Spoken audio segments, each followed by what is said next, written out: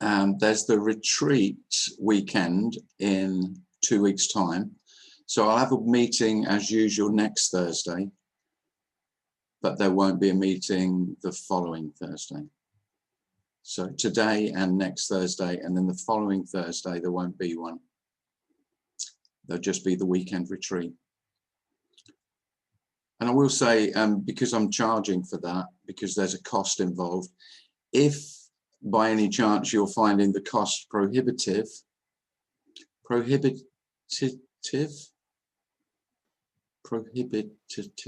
yeah. Prohibitive. I think it's prohibitive. That's prohibitive, I think, isn't it? It's prohibitive. Yeah. Too much. Then, then by all means, if you'd like to attend, or if you'd just like to come for one of the days rather than both, and you just think, oh, I can't stand the idea of 2 days, or you've got something else on one of the days and you'd like to come for one, then by all means, just email me and that'll be fine.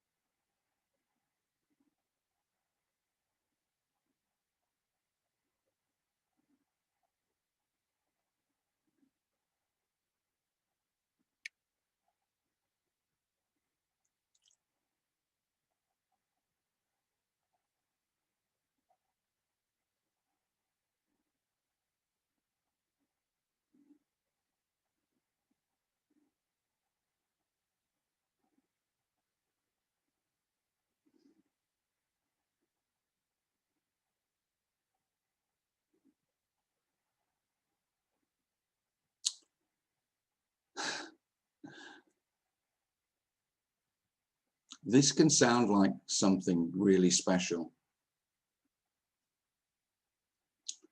something extraordinary.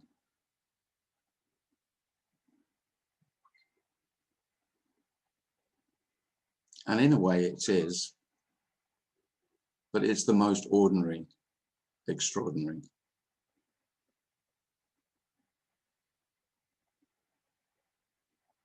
This wonderful, ordinary, extraordinary life.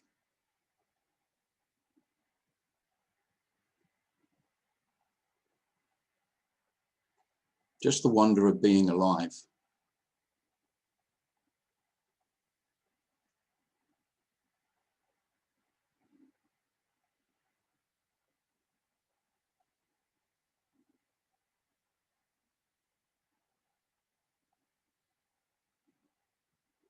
There's no one that deserves to be alive or deserves not to be alive. It's just being alive. And that, the undeserving, or the lack of deserving or undeserving,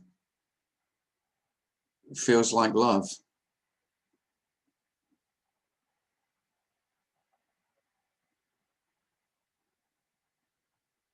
It's very, very simple. It's incredibly direct. I don't mean a feeling of love. I don't mean an emotion of love. It's unspeakable, this just being alive.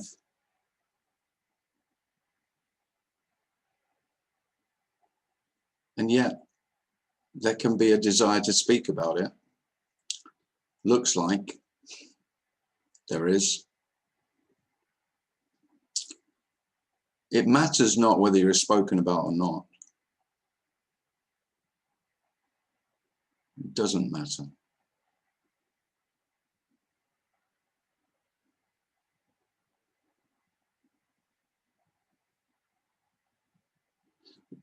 We're speaking really that there's no difference between silence and speaking. Spirituality has made silence the greater, but the words are empty too. Just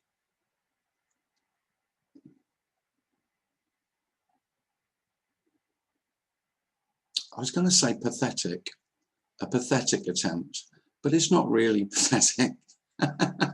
It's lovely, the attempts that some human beings seem compelled to speak about this love that needs no loving, needs no acknowledgement, requires no recognition. It's not looking for anything.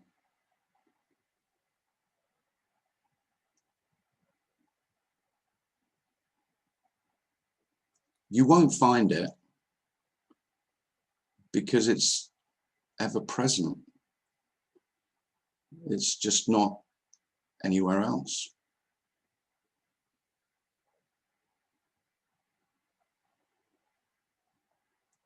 It's not in any particular thing, and yet it's everything.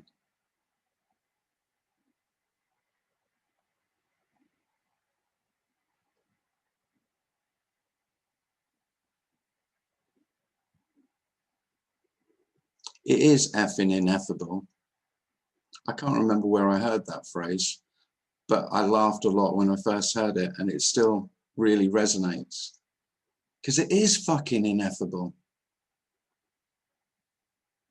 You can't get, there is, it isn't that there are some speakers who have got more of this, or there are some human beings who have got less, and there's something else to find, and that there's some kind of hierarchy.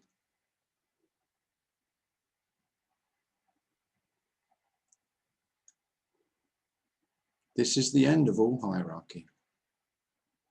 There's simply no higher or lower. Just stories of higher or lower that mean nothing.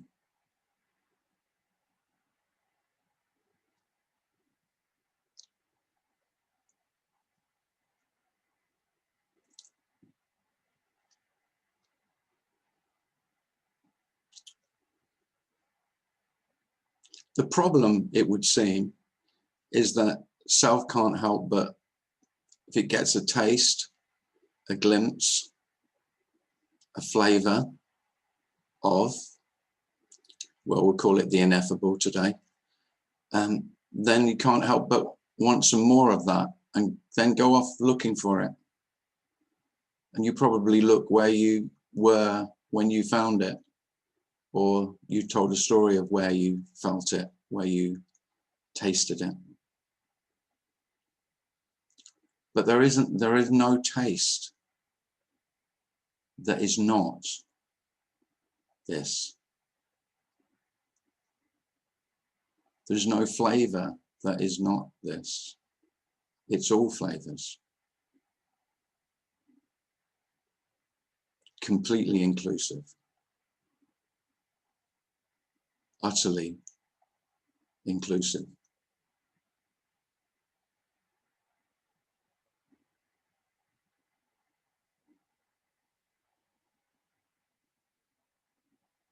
And it can feel like a giving up.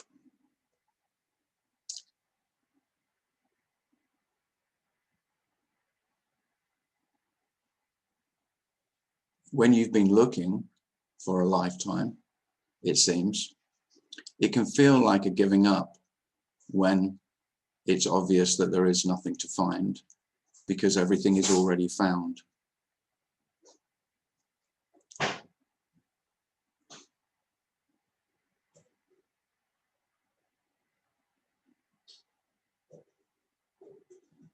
But whatever there is a sense of, there is nothing that is not what we're speaking of.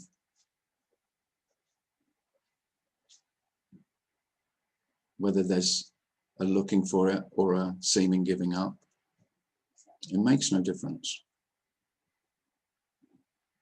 Relatively, it can seem to make a difference.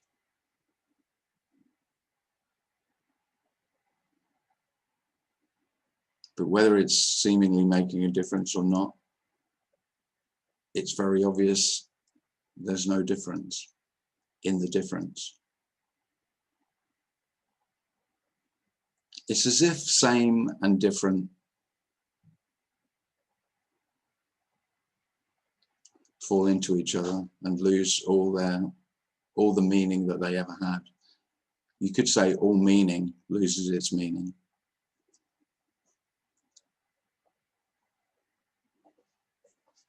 Because you've heard that, you know, there's no point, there's no purpose, there's no meaning. Well, that includes all the meaning and purpose and point that there may appear to be. The no meaning is just that meaning doesn't mean anything. Just what you think it means. Or what someone else says they think it means. And when ideas, which meaning certainly is just an idea, are very obviously just ideas. And ideas are just thoughts. Now they may be called beliefs, but beliefs are just thoughts that are repetitive and that self has clung to as precious and part of itself, part of me. But they're just thoughts. They don't have any real substance. Just ideas, just beliefs, just stories.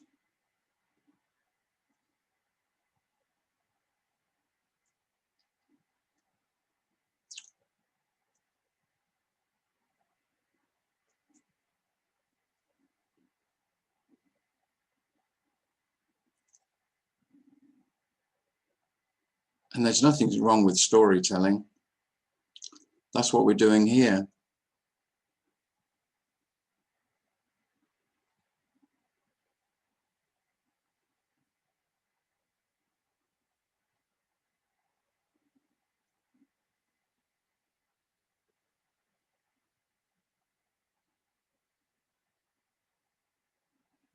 Now, you could say there's something else going on other than the storytelling, but that'll be the ineffable bit. We can't speak about that. There's nothing to be said about that.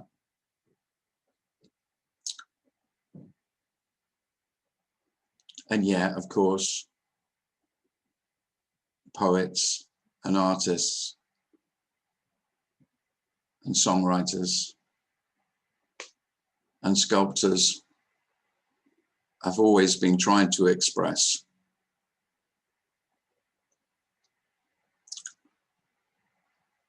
this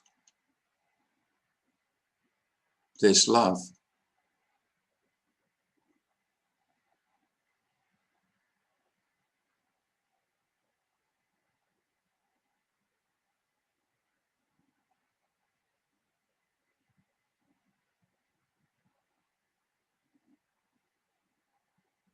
And occasionally you might be moved to tears, and very unexpectedly by something that just seems to touch.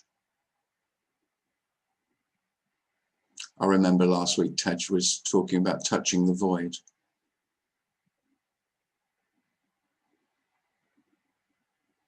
Now that is a story. There is no one to touch the void. There is no one to touch the ineffable. There is just the ineffable. But there is great beauty and joy in that seeming touch.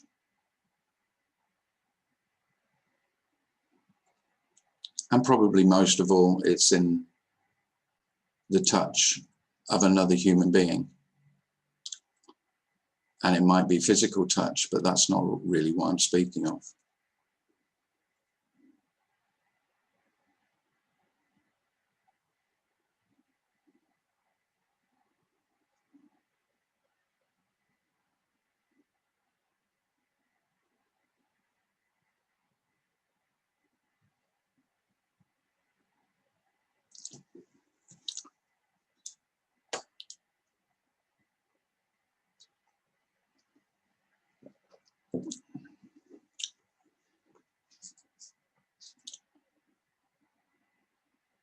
So we can try and talk about the ineffable and love and the void and what, whatever else you'd like to share about that, about this.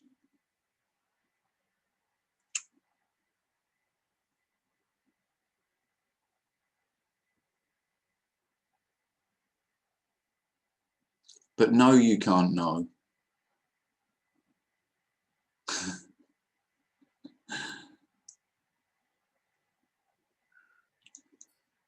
I think Michael, do you have your hand up, or was that just a thumb? A thumb. You're muted. I thought you had. I did, but I didn't think Tim was through yet, so I thought I don't know whether I'm through or not, Michael. There was a pause, and I thought that was the question. Is that correct, or did I jump the gun? Did you jump the gun? Yeah, maybe. I don't know. Sorry. No, it's fine. Oh. I'm sorry. You're all right. When you speak of the ineffable, does that give the indication that there's something just beyond our ability to grasp, and that ideation is what feeds the seeker's mind, that there really is nothing ineffable? No.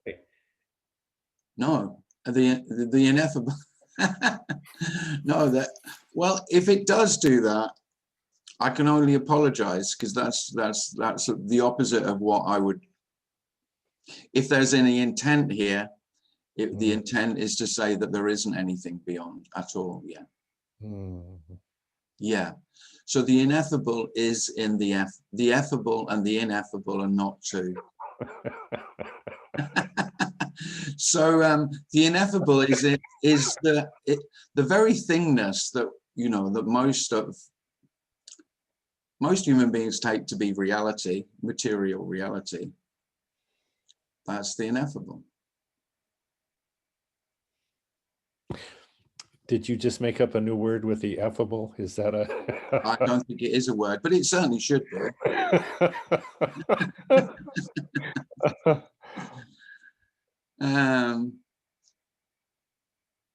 No, I mean, it's one of the things that really wants to be said is that there isn't anything hidden beyond. No. Yeah. This dirty, messy, anarchic, uncontrollable humanness is what we've got. That's what wants to be said, and that is the ineffable. It's not hiding.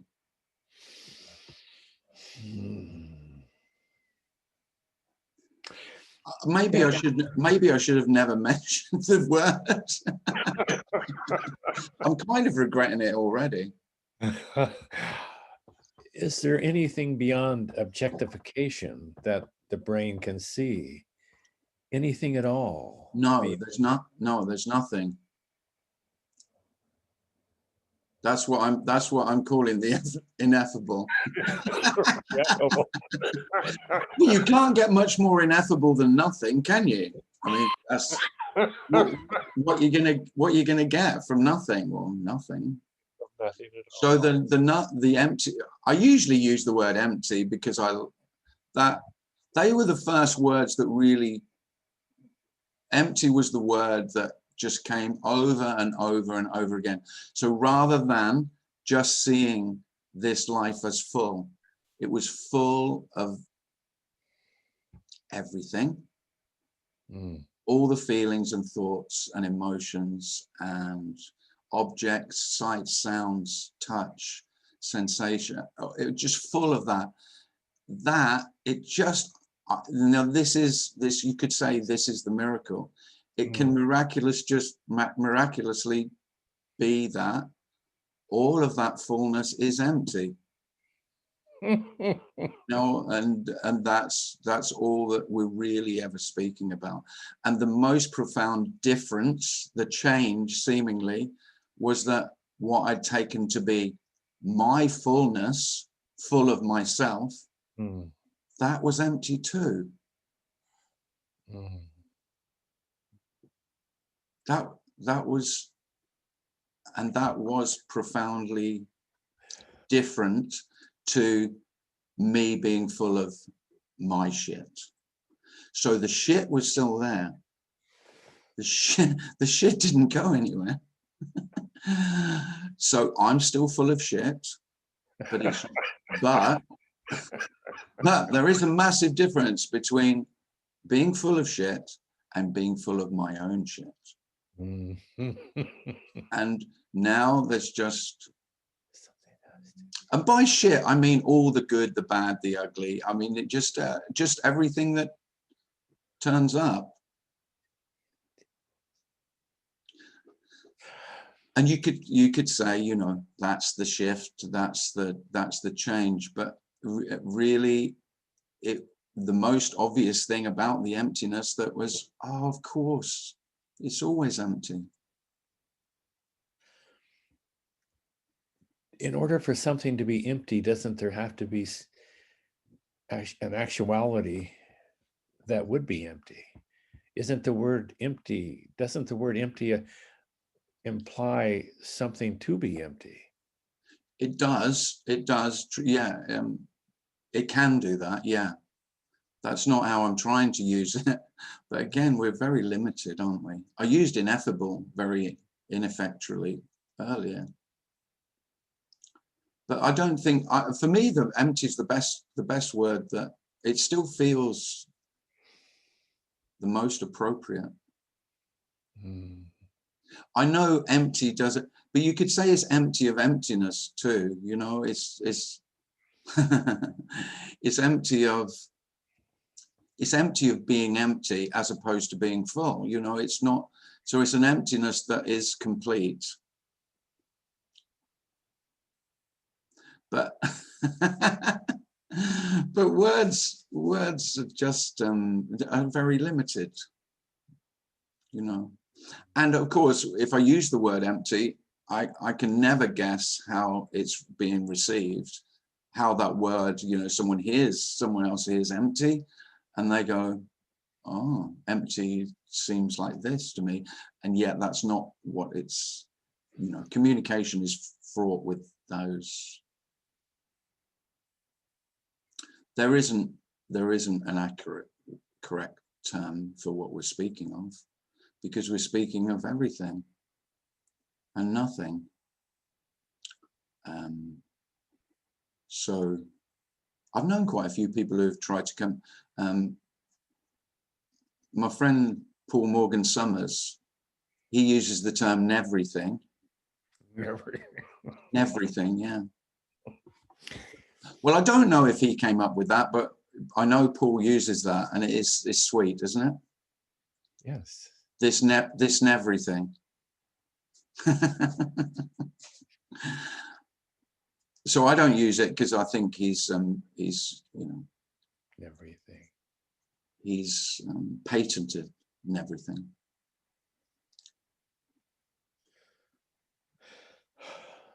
But the words don't matter, really, at all. Thanks, Tim. Thanks, Michael. Nice to see you, by the way. Nice to see you.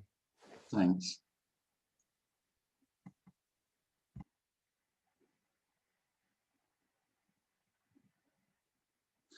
No, if this, I don't know, if this becomes obvious or it is obvious, then you will lose interest in the words.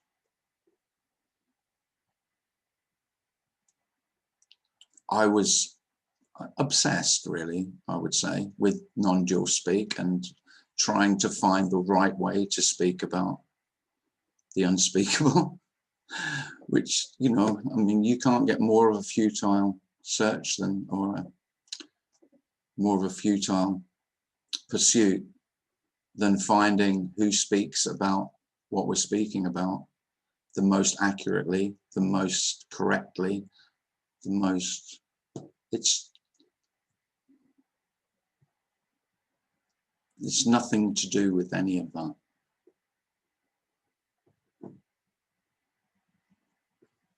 And yet I still like words, because if we're talking about the character, if we're talking about this as liberation or the possibility of liberation, which there isn't, but the liberation is for the character. So if the character likes words, then there's even greater joy in words than there was before when they were my words, because the words are free from my fears about getting them wrong.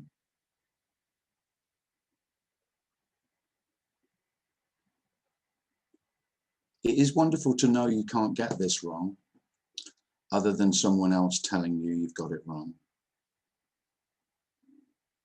That's wonderful.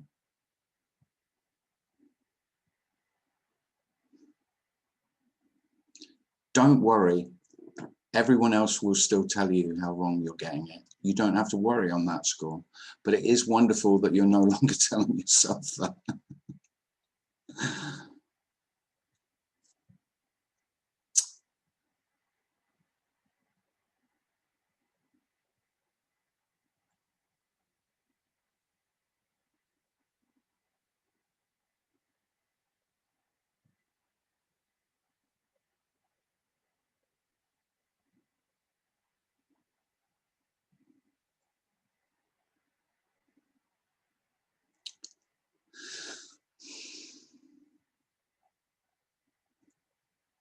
There are some losses. You won't enjoy an argument as much as you used to.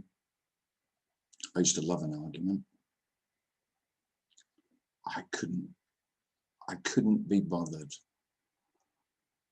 You know, it's so obvious that anyone's opinions, if they're held close to themselves as part of themselves, then they will fight to the death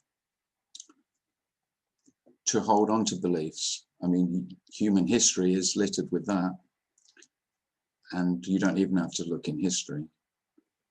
You just look how the world is. And it's mainly fighting to uphold my beliefs because they're mine.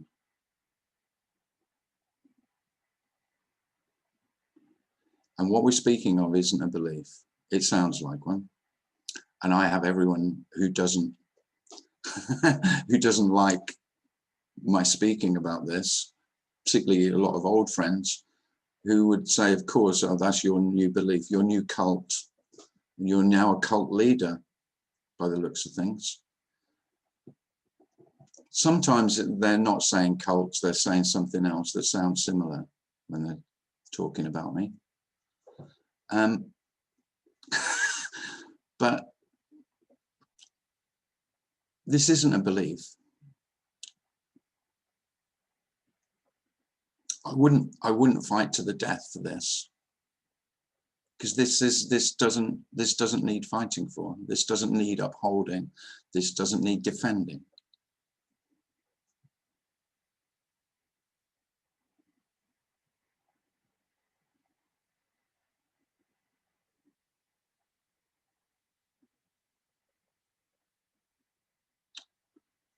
So there's a lot of peace in that, not having to argue your point of view against a contrary point of view, when points of view are just seen for what they are.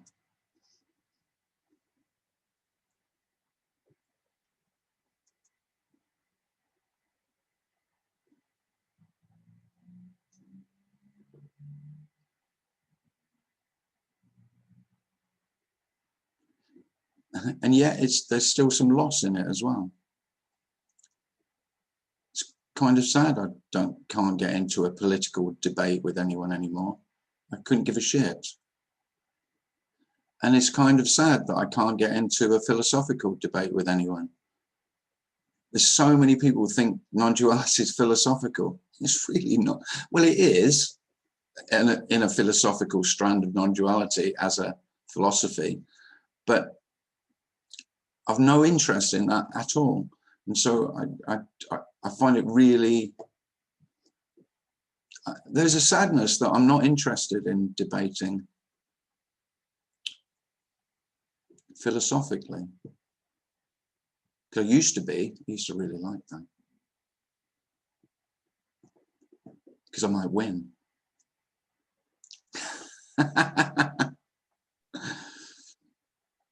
And me likes to be a winner.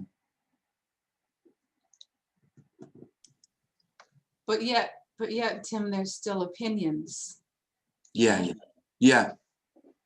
Well, yeah. Oh no, opinions are pretty much exactly the same. They just don't hold any meaning. No, because if you ask me politically, I'm still a socialist, but I wouldn't even consider voting anymore because I just haven't got any motivation, and that's dead. Yeah. And there's some sadness about that. And people think that you're, think that you're odd. And that you don't care, because opinions make it sound, what opinions say to self is, it means I care, because this matters to me, and therefore I'm caring. Well, a lot of what we call caring isn't love or loving in any way. It's pure selfish desire to have my way be the right way, or to have my way to win.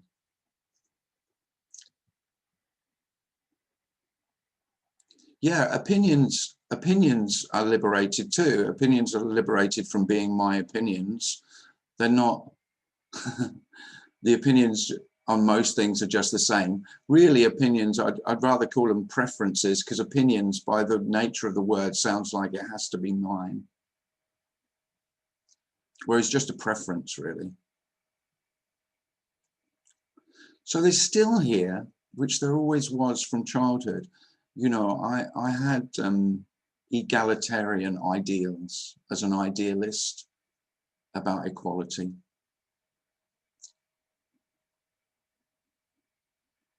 And so communism appealed.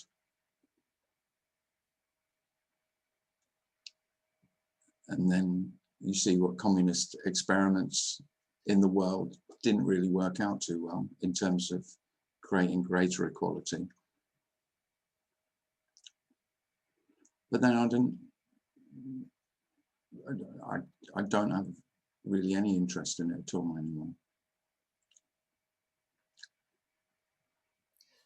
David has his hand up.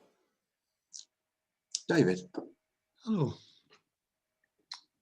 Yeah, this sounds completely daft. It's like almost in that kind of Wild West sense. You just can't outdraw this thing. No. You're beaten to it every time. I mean, I can't express it. I can't express what I'm trying to say, but it's just an utter impossibility. Yeah. Yeah. Well, yeah.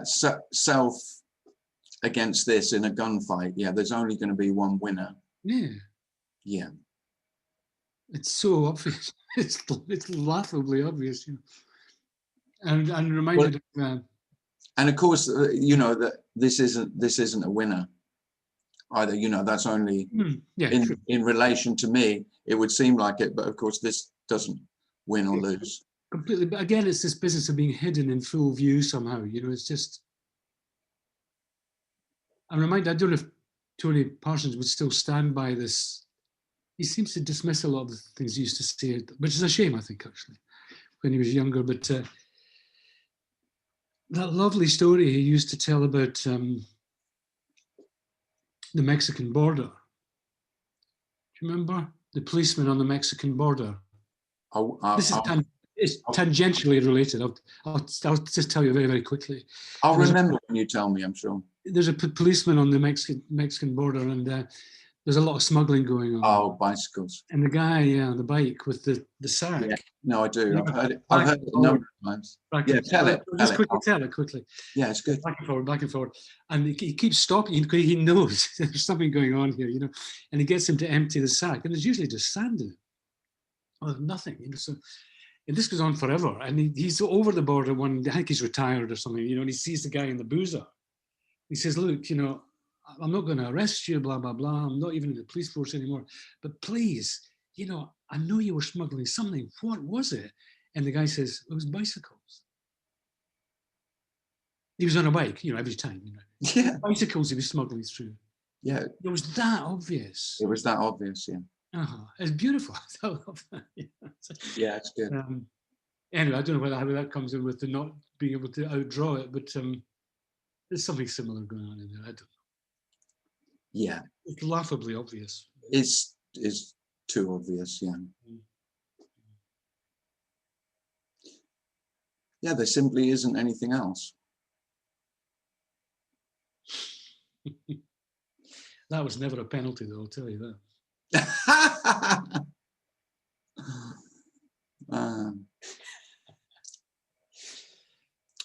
Thank you. Thanks, David. Yeah, I do remember that.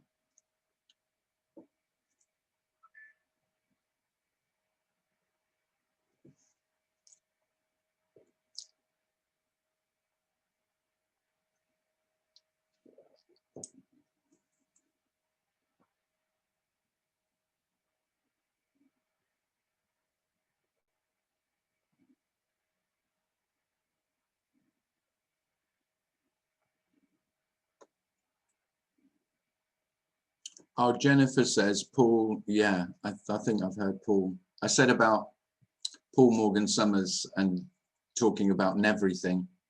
He said he got that from a monk because he was a monk for a while. When he, actually from the age of 16.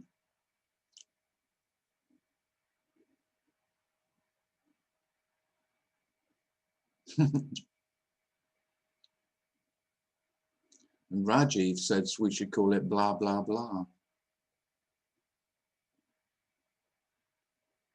It's a bit harsh, I think. It is all blah, blah. And some blah, blah you like, and some you don't. That's all this means, all of this, all this talk, all this writing. Some you like, some you don't, and it doesn't matter.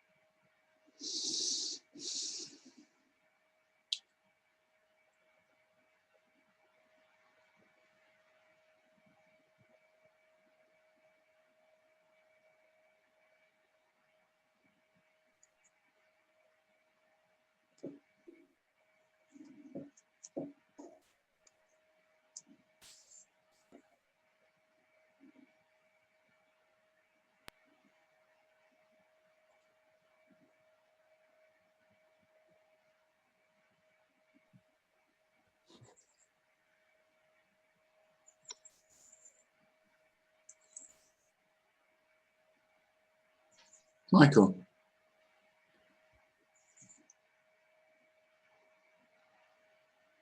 Oh, you're muted, Michael.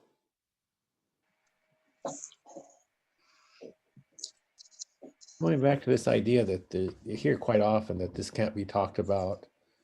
We can't find the words to express it. Again, goes back to that idea of what we were talking about before. There's something just beyond our ability to grasp. By saying that this can't be talked about, is saying that there's something that is beyond our ability to objectify. And if that were true, it's nothing. It's our only world, our only frame of reference is the objectification of it. So there can't be anything beyond our ability to objectify. That's our limitation. Yeah. But there's nothing beyond that. Mm-hmm. This is it. And even this is it is an indication that there's something that this couldn't be. Yeah. Well, it's not. It's not that we can't speak about this. We love speaking about this. I mean, most human beings don't, but me and you do. We love speaking about this and trying to weave words, and poets love speaking about this, and artists love trying to express this, and you know, they do, because it's this. But yeah, we're not disagreeing about that. It's not that we're speaking of something else. That's something that we're not. I'm not suggesting. This is not suggesting that there is something hidden. No, that's not what I'm saying.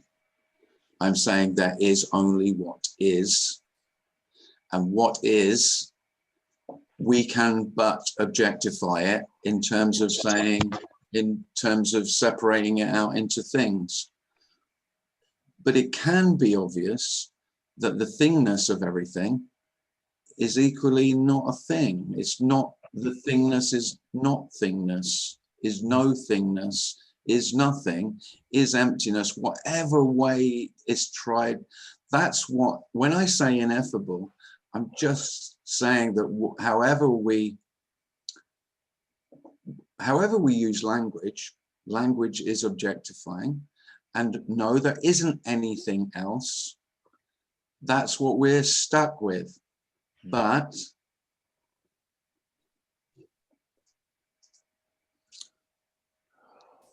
the everything and nothing are one and the same, and not even that. Not even an it, as you said, you know, this is it, but it is not an it. So it's the not an it that we can't speak of. We can only say this is it. That's about as good as we're going to get. We can't get any closer with language or thought of objectifying what we're speaking of. And yet it may be obvious that the it is inexpressible, because it's not, it won't be. It refuses to be objectified because it is empty of that. Simplify, because that's all we've got, you know, as human beings. That's as close as we can get in speaking about it. But of course, there is unspoken, there is unobjectified. That's what we can't speak about. We don't know that, and yet it can be obvious. That's what's being suggested, that there is an obviousness, and whatever word we put on it is not going to be it. That's the ineffable nature of life. I mean, at different times I've liked different words. I really, you know, and some days there's one expression of it and other days another. And every speaker, every human being who's ever spoken about this or attempted to speak about this over time has seemingly changed the language. But it's all futile. That's what I'm suggesting. It doesn't matter about the words because this won't be objectified. There isn't one big object, you know. Virtually every human being who's spoken about this has called it God throughout history. I mean, that's pretty obvious. And then just left it at that, you know, that'll cover it. We'll call it God, and then we've sorted it. It's done, you know. Well,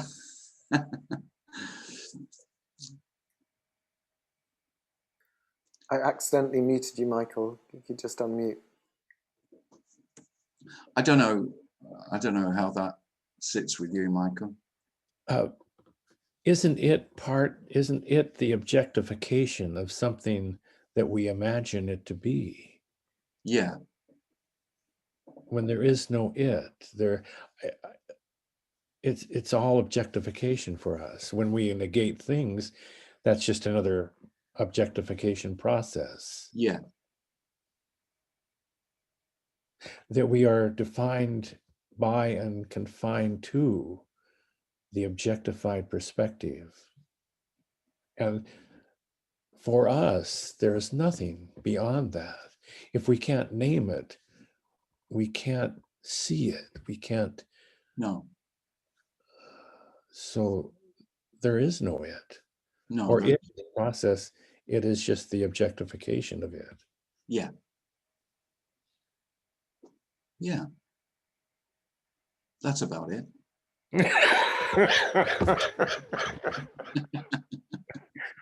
Okay.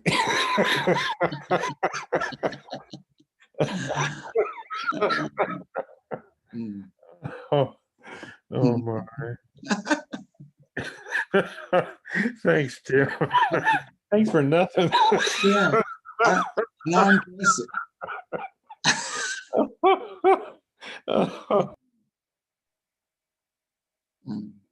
Sorry, just very quickly, but equally, you can't not name it. You can't not see it. Well, well, yeah. Well, it's all names, yeah, and none of them. Yeah. Really, all we're speaking about is there can be this desperate search, this desperate longing to find it, to come back to it. And what we're speaking of is simply the death, the ending, the non-appearance of that desperate desire that there must be an it that I can find. There must be. It's been spoken about for millennia. I've read 4,000 books about it, all in using different languages for it, but I know they're all speaking about this same it. I know they are. I know it. I've read a lot of books. And really all we're speaking of is there's no finding it. That's what we're speaking of. That it might be just blindingly fucking obvious that you cannot find every fucking thing and nothing. And that can feel like total disillusion. And you're not going to like that. I'm pretty sure. It will feel devastating. It's not just the end of the dream of finding it. It's the end of the possibility of ever dreaming of finding it ever again. Now that's a lot worse than the end of a dream, because me certainly gets straight back on the dream trail as soon as one dream is, you know, the bubble bursts. You know full well you've had a lot of burst dreams in your life, but you're soon back on to, oh yeah, but that was the wrong path. Off now. this path looks good. This looks like it might lead to it. Well, all paths lead nowhere. And that's the terribly wonderful news. There are seemingly endless paths. They never move an inch. There's no one traveling. There's nowhere to travel. There will still seem to be traveling, but it will be equally obvious that all traveling is completely still and unmoving, and that this does not move. And it's devastating and incredible and very, very ordinary. But there is a wonderful peace that comes with the end of that desperate desire to travel towards it, to be at one with it, to be in union with it.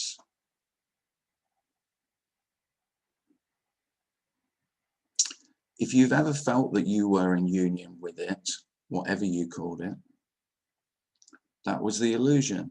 There is only it, not you and it, and there isn't even an it. So this isn't about a coming home,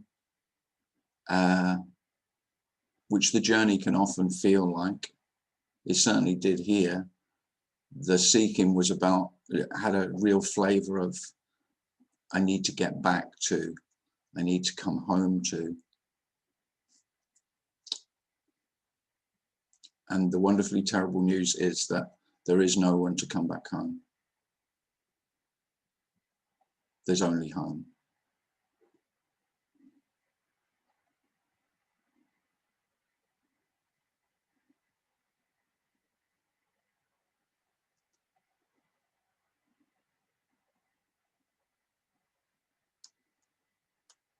You'd have had to have left in order to come back.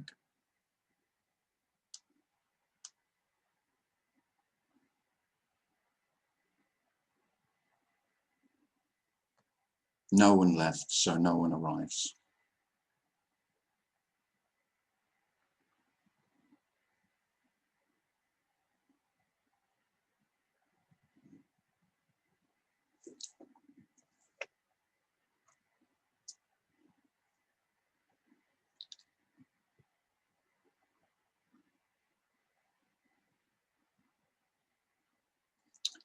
And if it hits, or bites or tears, or however it feels, if this is obvious, this unmoving, then it's likely to feel devastating. But there is no one to be devastated. But whilst there is a sense of it, then it undoubtedly will feel. I mean, I love the word disillusionment, disillusion, because that's really what we're speaking of. A complete dissolution.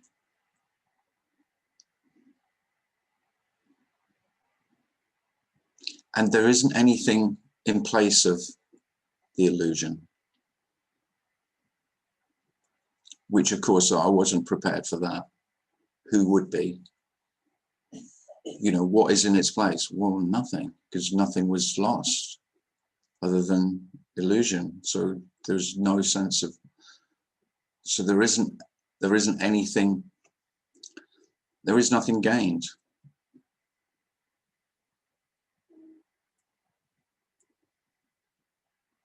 So it can feel like all loss until it doesn't, when it's very obvious that there is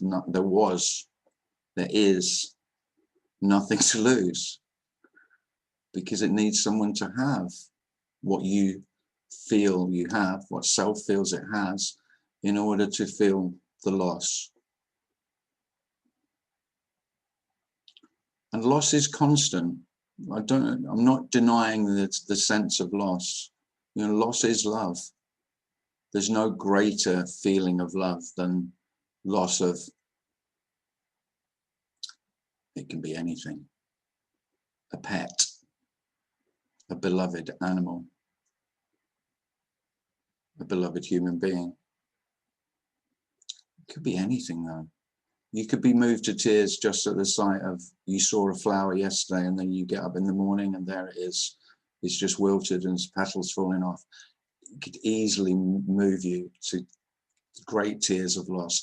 This is always lost and found, always new and always dying. Death is not somewhere else. Material death, I mean, physical death, ever present. And you won't be able to turn away anymore. It won't be possible because it's starkly, you know, that was part of the illusion. And self always wanted to turn away from death and hide from it or tell fairy stories about it. And the fairy stories won't work anymore. And there's great, that can feel like a great loss as well.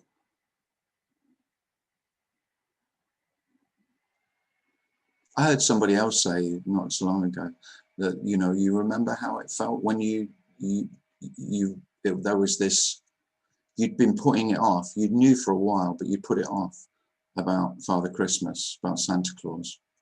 You know, you'd heard friends at school talk about it, that he wasn't really real.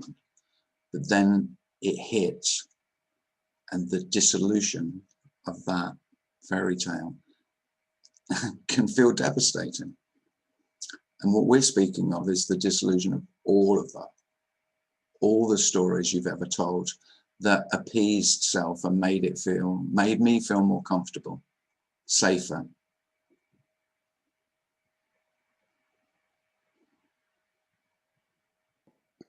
Viresha has her hand up.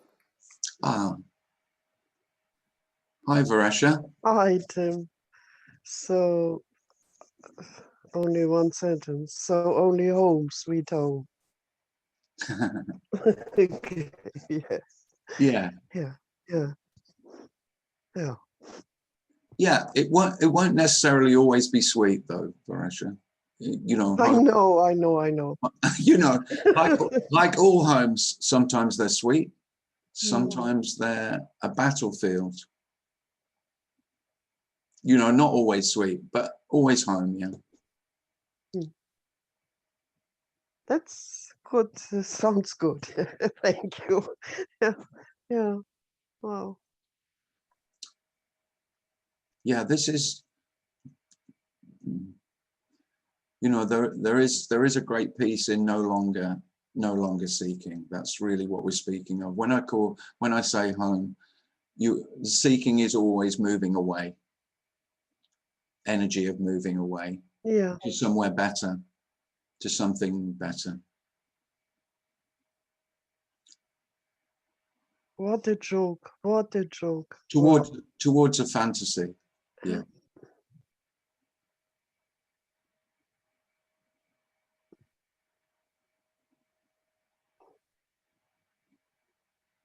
Thank you, Tim. I really like your English way of speaking. So simple and yes, Thanks for it. to the point.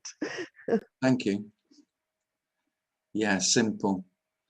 I'm not, you know, it's a double-edged sword, that word.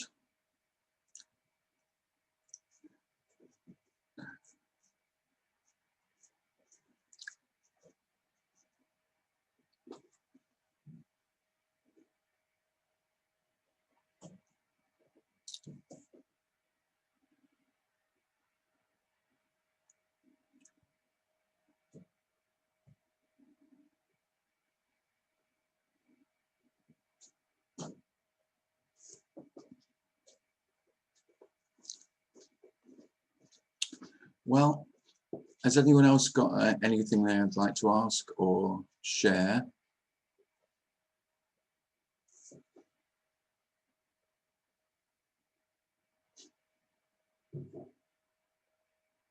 If not, thanks very much for coming, everybody. And if you'd like to be on the email list for invitations to meetings, and you're not already on it, most of you are, then just email me via the website Cliss this, and I'll send you invites to all the meetings. And just to reiterate, if you were thinking, oh, I'd maybe like to come for one day of the weekend, but not two, or even if you'd like to come to, you know, one or two of the meetings, but you know you've got other commitments, then please email me. And if the cost is too much, and then again, just email me and we can come to some agreement about that. That's not a problem. I wouldn't like anyone not to come if they'd like to. It is my feeble attempt to make some money.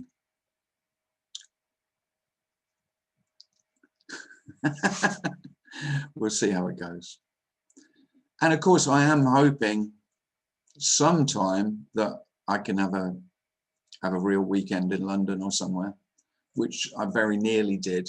But I'm glad I didn't, because I am glad I cancelled it now, because it's, who knows in the next few months how it'll be. I was talking with Darren as well. There is, I've had a thought that we could meet outdoors. So I was thinking of having a meeting in London on Hampstead Heath, on Parliament Hill probably, and have an outdoor meeting. But I'd only advertise it about a week before, because of course it would need to have a window of fine weather. I thought we could do that. And I know some of you won't be able to make that, but some of you could. So I thought that would be nice. So I'll let you know about that. Thanks very much for coming, everyone. And hopefully, yeah, I'll see you next Thursday. Thanks, Tim. Thanks very much, Darren. Thanks for all your help. You're welcome. Take care. Thanks, Tim. Thanks, Darren. Down. Bye. Bye. Bye-bye. Bye.